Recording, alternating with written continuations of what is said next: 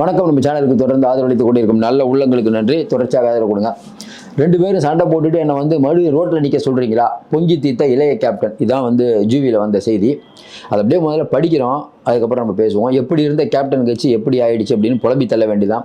நீங்களே சொல்லுங்கள், உங்கள் ஊரில் கேப்டன் கட்சி முதலமைச்சராக தகுதி உள்ள கட்சியா? இல்லை எவ்வளோ தான் வாக்கு சதவீதம் இருக்குது? ஏன்னா திமுக அதிமுக 2 பேர்ட்டையும் ஒரே நேரத்தில் பேரம் பேசுகிறாங்க. ராஜகண்ணப்பன் சொன்ன மாதிரி ஒரு நியாயம் வேணுங்க. ஒரு கட்சியோட பேசலாம், இந்த கட்சிட்டையும் பேசுறீங்க, இந்த கட்சிட்டையும் பேசுறீங்க, என்னதான்பா உங்கள் கொள்கை அப்படின்னு வெளிப்படையாக சொல்கிற ராஜகண்ணப்பனை நம்ம பாராட்டுறோம். சரி, இப்போ என்ன நடந்தது? கோயம்பேடு கட்சியில் விருப்ப மனு கொடுத்த முதல் நாளில் இருந்த கூட்டம் 2வது நாள் காணாமலே போய்விட்டதாம். என்ன சம்பந்தம் அப்படின்னு பார்த்தீங்கன்னா, 2 திராவிட கட்சிகளிடமும் மாறி மாறி கூட்டணி பேச்சுவார்த்தை நடத்தி வரும் கோயம்பேடு கட்சியிடம் அறிவாலயத்தின் சார்பில் ஜோதி மாவட்ட மாண்புக்கு தான் மல்லு கட்டி கொண்டிருக்கிறார். ஜோதி மாவட்ட மாண்புக்குன்னா ஏவா வேலு அவர்கள் தான். அந்நியாரின் எதிர்பார்ப்புகள் குறித்து அறிவாலயத்தில் விறுவிறு ஆலோசனை எல்லாம் நடந்தன. ஒரு மாநிலங்களவை சீட் கொடுக்க முன்வந்தவர்கள் விருப்ப மனு விநியோகத்தில் கோயம்பேடு கட்சி ஓட்டுவதை பார்த்துவிட்டு கரார் காட்ட முடிவெடுத்து விட்டார்களாம். அங்கே ஒன்றுமே இல்லை, சும்மா பம்மாத்து காட்டிகிட்டு இருக்காங்க அந்த அம்மா என தலைநகர் மாண்புமிகவும் கொளுத்தி போட்டிருக்கிறார். தலைநகர் மாண்புமிகுனா யாரும்? ஐயா சேகர் பாபு. இதான் நம்பர், ஏற்றுக்கிட்டு வந்தால் வாங்க என்று அறிவாலயத்திலிருந்து ஓலை வந்திருப்பதால் அந்நியார் குடும்பத்துக்குள் பட்டாசு வெடித்திருக்கிறதாம். குடும்பத்துக்குள் ஏன் பட்டாசு வெடிக்கிறது அப்படி என்று விசாரித்தால் வேற என்ன, இளைய கேப்டனாக தன்னை உருவகப்படுத்தி கொள்ளும் வாரிசின் பஞ்சாயத்து தான். கூட்டணி பேசுகிறேன்னு சொல்லி போன தடவை மாதிரி நட்ரோட்டில் நிற்க வைக்க போறீங்களா? நான் எம்எல்ஏ ஆகிறதை பார்க்க விருப்பம் இல்லையா என்று வெடித்து தீர்த்து விட்டாராம் வாரிசு. அவரும் அவார்டு மாவட்ட அதிமுக பிரமுகரும் படு நெருக்கம். அவார்டு மாவட்டம்னா எதுவும் தெரியும், விருதுநகர்னா நம்ம ராஜேந்திர பாலாஜி. அந்த வகையில் நம்ம பக்கம் வந்துருங்க தம்பி, உங்களை ஜெயிக்க வைக்க வேண்டியது என்னோட பொறுப்பு என்று அதிமுக பிரமுகரும் நெருக்கடி கொடுப்பதால் அந்நியார் குடும்பத்துக்குள் ரகளை கட்டிக்கிறதாம். இதுதான் இப்போ இருந்த செய்தி. அதாவது தொடர்ந்து தவறான முடிவுகளை எடுக்கிறது தேமுதிகவுடைய வழக்கம். கடைசி வரைக்கும் சொல்லாமல் கடைசியில் ஒரு முட்டி சுந்தர போய் நிற்பாங்க. இதே மாதிரி கலைஞர்கள் பழம் நழுவி பாலில் விழுந்தது அப்படின்னு சொன்னார். ஒழுங்காக கலைஞரோட போயிருந்தால் இந்நேரம் விஜயகாந்தோட உடல்நிலை கூட நல்லா இருந்திருக்கும். அப்போ ஒரு தவறான முடிவெடுத்து தனிப்பட்ட சில ஆசைகளுக்காக போய் இன்றைக்கி அந்த கட்சி எந்த நிலைமையில் இருக்குதுன்னு தெரியும். 1% கீழே வாக்கு வங்கியை வச்சுக்கிட்டு நான் இத்தனை சீட்டு கொடுத்தா வருவேன், அத்தனை சீட்டு கொடுத்தா வருவேங்கிறாங்க. டிடிவி தினகரனா தேமுதிக தலைவர் பிரேமலதாவை பாருங்கள். இவங்களில் யார் பெட்டரான ஒரு தலைவர் அப்படின்னா, டிடிவி தினகரன் சரியோ தப்போ ஒரு டக்குன்னு ஒரு முடிவு எடுத்து போய் செட்டில் ஆகிட்டார் பாருங்க. அதுதான் புச்சாலித்தனம். அவர் தான் அரசியல்வாதி.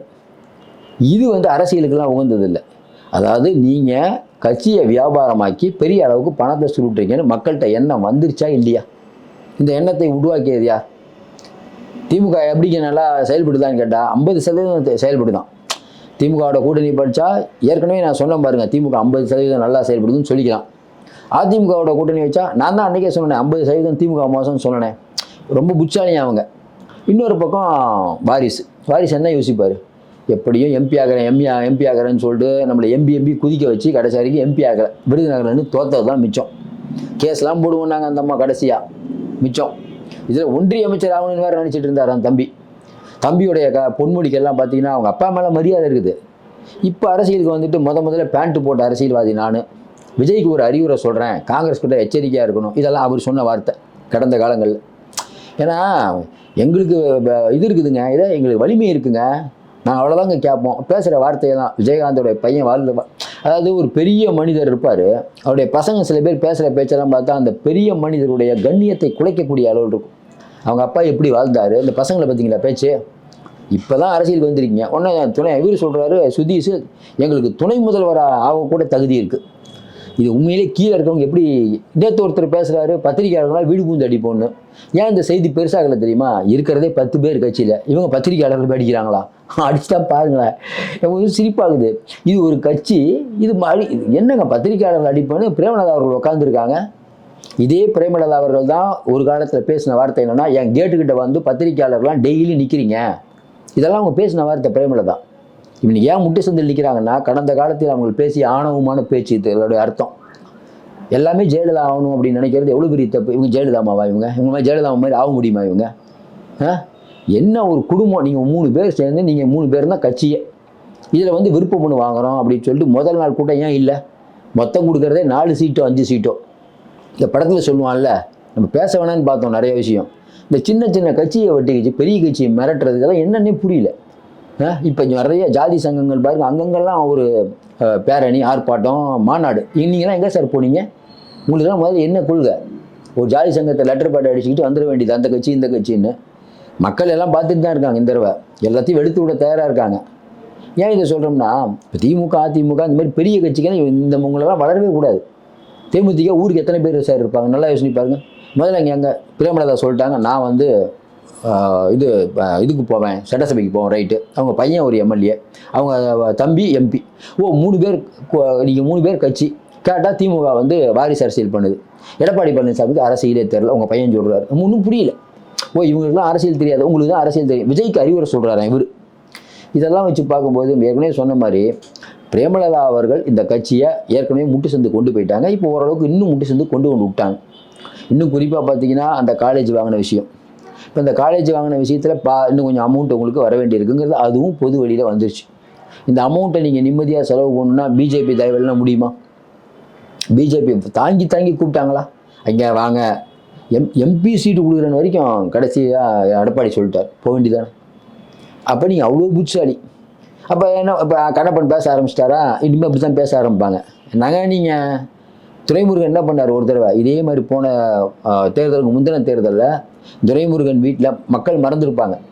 துரைமுருகன் வீட்டில் கேமராலாம், சன் டிவி கேமரா, எல்லா கேமரா வரும்போது அங்கே தேமுதிக பேச்சுவார்த்தை நடத்திட்டு இருக்காங்க. ஏன் இதை சொல்கிறேன்னா, துரைமுருகன் தான் கூப்பிடுறாரு, வாங்க பத்திரிக்கை எல்லாம் வாங்க, வீட்டுக்கு வாங்க, தேமுதிகன்ட்ட பேச வந்திருக்காங்கன்ட்டு. அந்த பக்கம் பார்த்தா அதிமுக அன்றைக்கி பேசிகிட்டு இருந்தாங்க. வெளிப்படையாக தெரிஞ்சது அதிமுக பேசுறது, திமுகட்டையும் பேசிகிட்டு இருக்கான்னு போட்டு உடைச்சார். அதனால தான் பிரேமலதா அவர்களுக்கு துரைமுருகன் மேலே அவ்வளோ கோவம், நிறைய பேட்டி தான் கொடுத்தாங்க. அப்போ இதாவது திமுக அப்படிங்கிற ஒரு கட்சியை ஒழிக்க வந்தது நாங்கன்னு தேமுதிக சொன்னிச்சு. அது காரணம் என்ன? அவங்களுடைய மண்டபத்தை இடிச்சிட்டாங்க. அதான பிரச்சனை. உங்கள் மண்டபத்தை இடிச்சிட்டாங்கன்னு அரசியலுக்கு வந்தாங்க. அப்போ விஜயகாந்தன் ஒரு பெரிய நல்ல மனிதர் இருந்தவொன்னே அந்த கட்சியில் மக்கள் ஓட்டு போட்டாங்க. விஜயகாந்த் அவர்கள் இருக்கும் போதே அவரை காட்சி பொருளாக்கி நீங்கள் வந்து சம்பாதிச்சிங்கிறது தான் பொதுமக்களுடைய குற்றச்சாட்டு.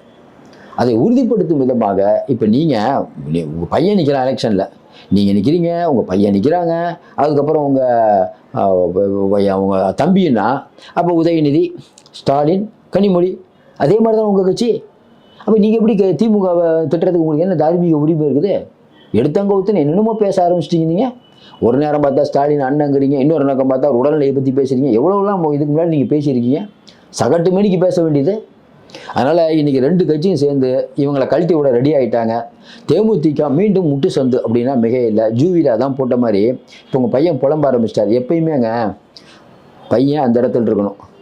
என்னென்னா, பசங்க வந்து அப்பா வந்து கட்சி வச்சுருப்பார், இந்த பையன் வந்து அடுத்த ரேங்கில் அந்த தலைமை பதவிக்கு வந்தாவே எல்லா கம்பெனிலையும் இதை நீங்கள் கூட ஒர்க் பண்ணுவீங்க ஏதோ ஒரு கம்பெனியில். இந்த பையன் சில சமயம் ரொம்ப புச்சாலியாக இருப்பாங்க, சில பசங்க வந்து தத்தியாக இருப்பாங்க. ஆனால் என்னன்னா வாரிசு அடிப்படையில் வந்துடுவாங்க. வாரிசு அடிப்படையில் அவங்க வரும்போது அந்த கட்சி எல்லாம் பிரச்சனையாக வரும். நான் என்ன கட்சி சொல்கிறேன்னு கூட உங்களுக்கு 2-3 கட்சி, நிறைய கட்சி தமிழ்நாட்டில் இருக்குது. மக்கள் பார்த்து கொண்டு இருக்கிறார்கள். மறுபடியும் சொல்கிறேன், இது வந்து ஜூவியில் வந்த செய்தி. தொடர்ந்து ஆதரவு கொடுங்கள். மீண்டும் சந்திப்போம். நன்றி, வணக்கம். என்னாச்சு?